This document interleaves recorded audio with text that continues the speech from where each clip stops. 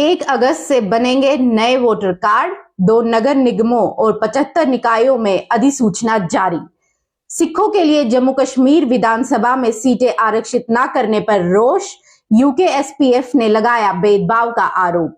मुहर्रम पर डल झील में निकली अनोखी नौका रैली, 3 दशक बाद श्रीनगर में निकला जुलूस।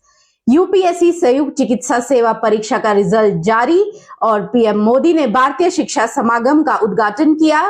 पीएम श्री योजना की पहली किश्त की जारी। नमस्कार, आप देख रहे हैं द राइट न्यूज और मैं हूं हिमाग्नि मोजा। इससे पहले खबरें विस्तार से पढ़ी जाए, जल्दी से कीजिए हमारा चैनल सब्सक्राइब ताकि देश प्रदेश की खबरों के साथ आप अपडेटेड रह सके। अब खबरें विस्तार से। सबसे पहले रुख करें प्रदेश की खबरों की ओर, तो जम्मू कश्मीर में निकाय चुनाव की प्रक्रिया शुरू कर दी गई है। जम्मू और श्रीनगर निगम के साथ ही 75 नगर परिषद व नगर पालिका के लिए मतदाता सूची बनाने का काम 1 अगस्त से शुरू होगा। 1 जुलाई को 18 साल की आयु पूरी करने वाला मतदाता बन सकता है। 25 अगस्त को अंतिम सूची का प्रकाशन किया जाएगा। मुख्य चुनाव अधिकारी कार्यकाल की ओर से इसकी अधिसूचना जारी कर दी गई है। इससे सियासी दलों में हलचल बढ़ गई है। मुख्य चुनाव अधिकारी पीके पॉल की ओर से जारी अधिसूचना के अनुसार ड्राफ्ट मतदाता सूची 1 अगस्त को जारी की जाएगी। इसके बाद जिन लोगों के नाम मतदाता सूची में नहीं होंगे उनके नाम जोड़े जाएंगे।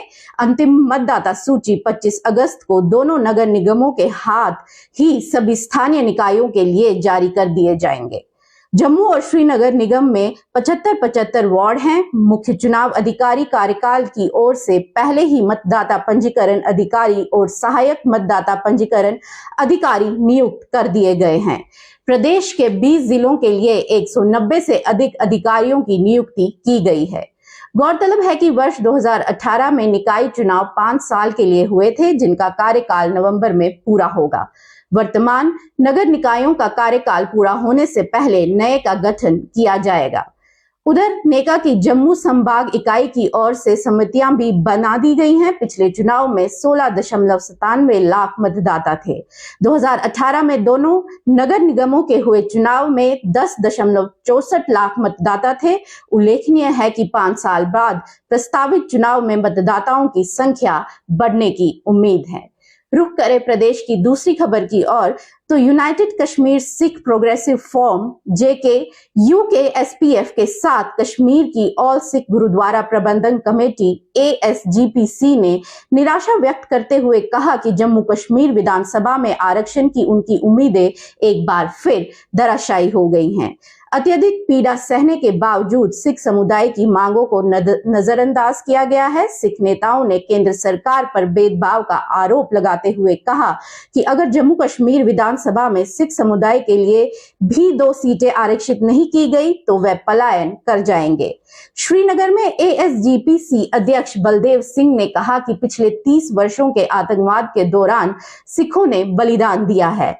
अफसोस जताते हुए उन्होंने कहा कि अब सरकार कश्मीरी पंडितों के लिए आरक्षण की घोषणा कर रही है तो इनको नजरअंदाज किया जा रहा है।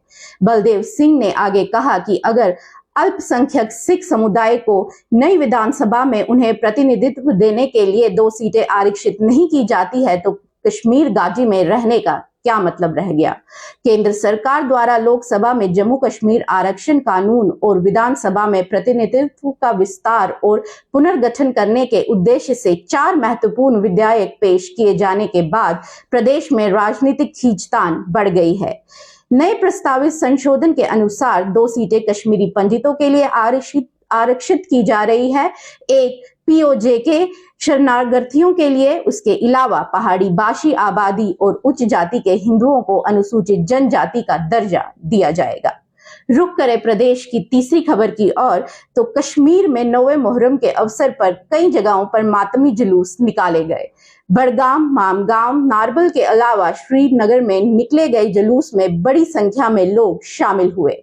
इस बीच विश्व प्रसिद्ध डल झील में अनोखी नौका रैली भी निकाली गई। शिकारे पर काले वस्त्र पहने शिया समुदाय के लोगों ने मातम मनाया। स्थानीय नागरिकों ने कहा कि रैली में सैकड़ों लोग शामिल होते हैं। ये रैली इमाम बाड़ा पहुंचती है, जहां 9वें मुहर्रम के दिन मातम मनाया जाता है। इस दौरान शिया समुदाय के लोग इमाम हुसैन की शहादत को याद करते हैं और मातम मनाते हैं। इस बीच एक अधिकारी ने घोषणा की कि 10वें मुहर्रम के जुलूस को बोटा कदल, लाल बाजार से जड़ीबल में इमामबाड़ा तक पारंपरिक मार्ग से अनुमति दी जाएगी, जबकि ट्रैफिक पुलिस ने यातायात के सुचारू प्रवाह के लिए एक सलाह जारी की है। एक अधिकारी ने कहा कि 10वें मुहर्रम पर शहर के पारंपरिक मार्ग से अशूरा के जुलूस की अनुमति दी जाएगी। अशूरा के जुलूस में भाग लेने वाले अज़ादारों के लिए सुगम मार्ग सुनिश्चित कराने के लिए विस्तृत व्यवस्था की गई है। यातायात के सुचारू संचालन को सुनिश्चित कराने के लिए ट्रैफिक पुलिस ने अशूरा के लिए एडवाइजरी जारी की है।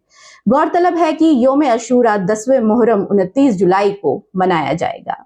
बात करें देश की खबरों की तो संत लोक सेवा आयोग यानी कि यूपीएससी ने संयुक्त चिकित्सा सेवा CMS का रिजल्ट जारी कर दिया है।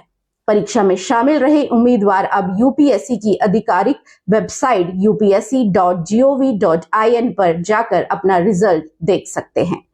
यूपीएससी CMS परिणाम 2023 PDF में जारी किया गया है। इसमें योग्य आवेदकों के रोल नंबर और नाम शामिल है। यूपीएससी CMS 2023 परीक्षा 16 जुलाई 2023 को ऑनलाइन मोड में आयोजित की गई थी। जो उम्मीदवार यूपीएससी CMS परीक्षा में उपस्थित हुए थे वह आधिकारिक वेबसाइट पर अपनी योग्यता स्थिति की जांच कर सकते हैं।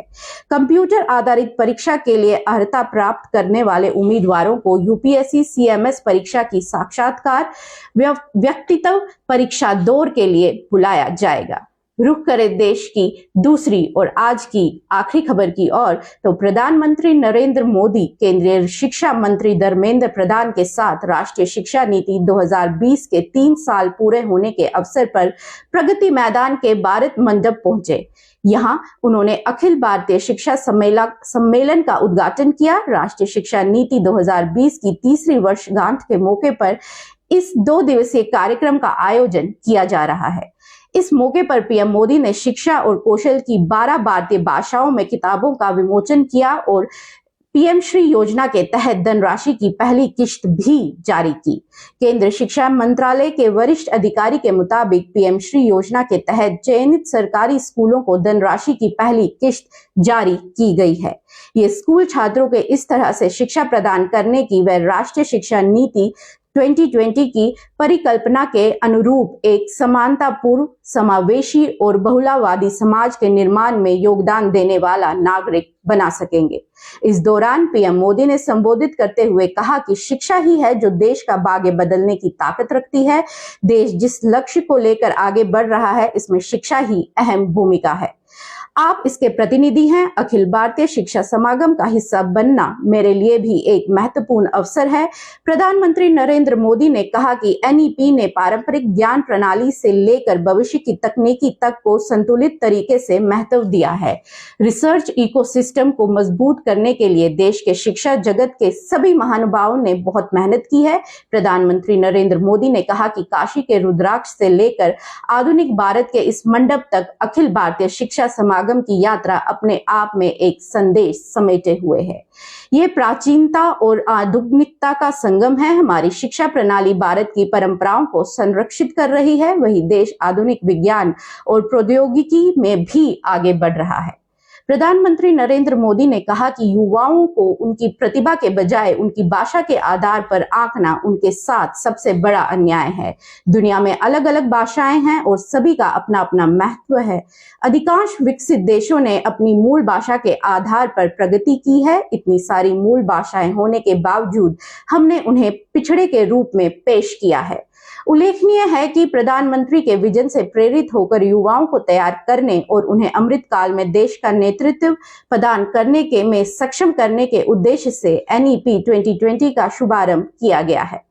इसका उद्देश्य भविष्य की चुनौतियों का सामना करने के लिए युवाओं को तैयार करना है तथा उन्हें बुनियादी मानवीय मूल्यों से जोड़े रखना है। अपने कार्यकाल के 3 वर्ष के दौरान इस नीति ने स्कूल, उच्च शिक्षा और कौशल शिक्षा के क्षेत्र में क्रांतिकारी परिवर्तन किए हैं। 29 और 30 जुलाई को आयोजित होने वाले ये 2 दिवसीय कार्यक्रम शिक्षाविदों, क्षेत्र विशेषज्ञों, नीति निर्माताओं, उद्योग प्रतिनिधियों, शिक्षकों और स्कूलों उच्च शिक्षा और कौशल संस्थाओं के छात्रों सहित अन्य लोगों को NEP 2020 को लागू करने संबंधी अपनी अंतर्दृष्टि, सफलता की गाथाओं तथा सर्वोत्तम तौर तरीकों को साझा करने तथा उन्हें और आगे ले जाने के क्रम में रणनीति तैयार करने के लिए एक मंच प्रदान करेगा। ये थी आज की कुछ विशेष खबरें। कल फिर आपके सामने प्रस्तुत होंगे कल की कुछ विशेष खबरों के साथ। तब तक के लिए दीजिए इजाजत। लाइक कीजिए, सब्सक्राइब कीजिए, कमेंट कीजिए, बने रहिए द राइट न्यूज के साथ। नमस्कार।